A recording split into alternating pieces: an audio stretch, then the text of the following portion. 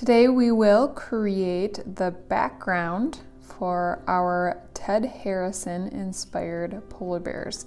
And when I say the background, I'm meaning the hills and mountains and the sky behind the polar bear. Put your name and teacher code on the back of your paper. To begin your background, you will make sure your paper is the correct direction, and then you'll start your first hill that is approximately 3 or 4 fingers from the bottom of your paper.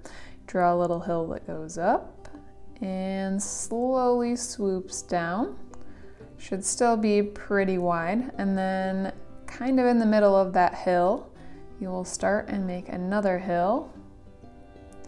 And then once again, checking to make sure they're not too skinny, because if they're skinny, we gotta make them a little wider. And then on the side of the second hill, you're gonna draw another little swoop that goes off the side. And then we'll start adding some mountains. And when we do this, you want to draw your mountain pretty high, pretty close to the top of your paper. And you can start right next to the edge, or you can start right at the edge of your paper when you draw this hill that goes all the way up, or mountain, whatever you'd like to call it.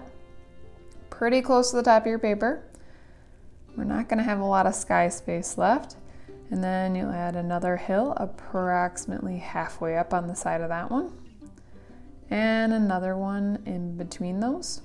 Yours is not gonna look like anybody else's, and that's okay. Just make sure that you're drawing nice and big. I like to use my hand to check and make sure that my hand fits in those spaces.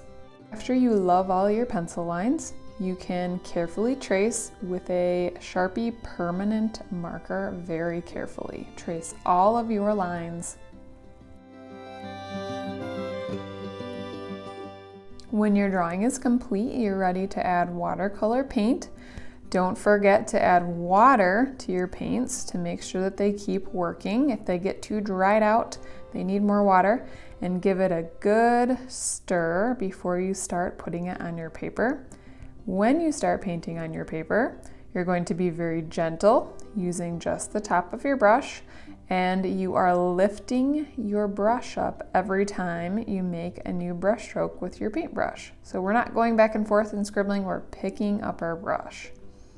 Then when you're ready to switch colors, give it a good swoosh in your water and a blot on your sponge so you're ready for the next color with a clean brush. And I'm gonna go ahead and just speed through this so you get to see the whole process happen quick.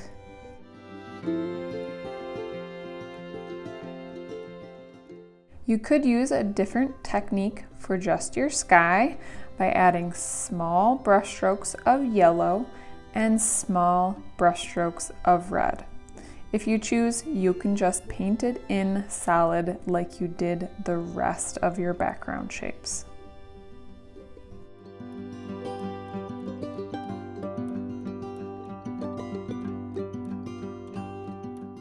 And those are all the steps for creating your background for your Ted Harrison inspired polar bear.